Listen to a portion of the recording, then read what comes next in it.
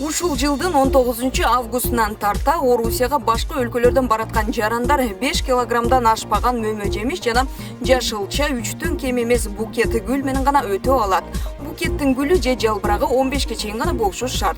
Бул туурасында РИА Новости агенттиги жазды. Мындан көп өлчөмдө жүк алып киргендерден чек арадан фитосанитардык сертификат талап кылынат. Эгер тийиштүү документ жок болсо, жүк артка кайтарылып же ошол жерде жок кылынат.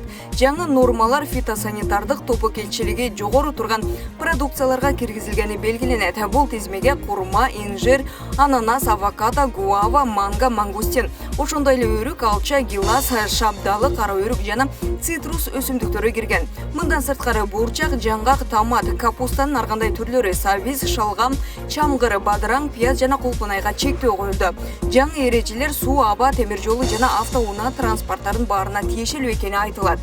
Ошондой эле транспорт каражаттарын башкарып жана жүргүнчүлөрдү тейлеп бара жаткан адамдарда Евразия экономикалык биримдиктин аймагына кирип жатканда ушул эрежени сакташы зарыл. Ушундай эле чектөөлөр почта аркылуу жиберилген жүктөргө да коюлган.